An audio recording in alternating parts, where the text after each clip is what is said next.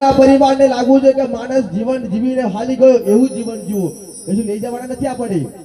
પરમાત્માએ સરસ રચના કરી. જો તમે કેવી રચના કહેવાય, ખાલી હાથે આયા છીએ તો ખાલી હાથે જવાનું છે. આપણે કશું લઈ જવાનું નથી. જો કઈ લઈ જવાનું તો એટલા લોતા છે, બધું લઈ જવાનું હોય તો ઉપાધિ ઢગલા.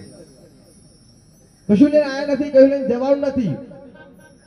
તો માણસની ખોટી ચર્ચા એકબીજાને પાછા પાડવાની.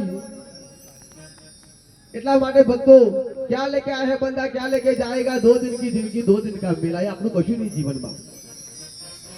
આપણે ન હતા તોય દુનિયાને કઈ ફરક નતો, અને આપણે છીએ તોય ફરક નથી.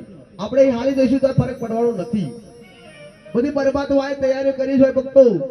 કેવી તૈયારીઓ? જ્યારે આપણા માના ઉદરમાં હતા, માના પેટમાં હતા, તારે પરમાત્માને ખબર હતી આવતીકાલે બહાર આવશે ને તો પહેલા તો મને દૂધની જરૂર પડશે. આપણી જડતા કહેવાય, આપણું માવતર કહેવાય. જો તમે પરમાત્માએ કેવું સરસ આયોજન કર્યું આપણા માટે કે એક લોહીનું દૂધ બનાવીને આપણને પીવડાવતા હતા. જો તમે એટલે પહેલા ભગવાન કોણ કહેવાય? માતા પિતા ભગવાન કહેવાય. રામદેવજી ભગવાનનો પાઠ ના નથી કે તો પૂરજો, પણ 2 વર્ષ પહેલા પૂરજો. અલગ તને ક્યારે રાજી રહેશે? તમારો જાગતો ભગવાન. માતા પિતા રાજી રહેશે તો ભગવાન રાજી રહે. ગુરુ મહારાજ ક્યારે રાજી રહેશે? કે પેલો ગુરુ તારો માતા પિતા છે એને તું રાજી રાખ. તારે ગુરુ મહારાજ રાજી જીવનની અંદર ગણપતિ બાપા કહે, જો તમે કે વક્રતુંડ મહાકાય સૂર્ય કોટી સમપ્રભ નિર્વિઘ્ન કુરુ મે દેવ સર્વ કાર્ય સર્વદા. ગણપતિ બાપા એવું કહે છે કે માતા પિતા એ કોઈ મોટું નહીં દુનિયા પર. પણ અત્યારે જો સમાજની અંદર એક વિખવાદો કેવા જાગી રહ્યા છે ભક્તો કે ડુંગરા વાળે 5,000 ની હાડી ચડાવવા પેલી ઘરમાં બેઠે હાલ્લો પહેર્યો હમણાં ખેતર.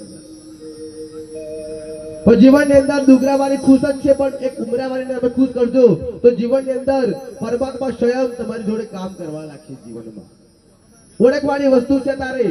આજકાલ દેખાદેખી કોમ્પિટિશન એ સમાજને પાછો પાડવા માટે આજ સમાજ વિરુદ્ધ જ્યારે જવાનું નહીં. જીવનમાં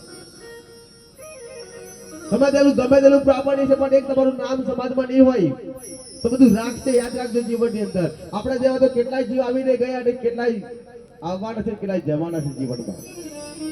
અહીંયા સરસ આયોજન આપણા સોડા પરિવારે કર્યું છે. બસ આ બેઠેલામાંથી ખાલી 5 જણ સુધી જાય ને ભક્તો, 5 જણ ભક્તિમાં આવી જાવ તમે, અને તમારી વ્યાસોનો ખોટી નિંદાઓ ખોટા નિયમો તો બસ આ મારા સોડા પરિવારનો ખર્ચો વસૂલ થઈ જાય એવું કામ છે બધું. બસ સુધરો જીવનમાં કશું બીજું છે નહીં. આ બધું જોતરો સમય થયો છે. બોલો રામદેવજી મહારાજનો જય,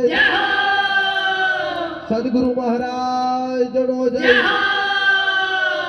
પહેલા યુગમાં પાઠ માંડ્યો પ્રહલાદ રાજાને દ્વાર, 5 કરોડ સંત લઈ વૈકુંઠ જતા. બોલો રામદેવજી ભગવાનનો જય. બીજા યુગમાં પાઠ માંડ્યો હરિચંદ્ર રાજાને દ્વાર, 9 કરોડ સંત લઈ વૈકુંઠ જતા. બોલો રામદેવજી ભગવાનનો જય. ત્રીજા યુગમાં પાઠ માંડ્યો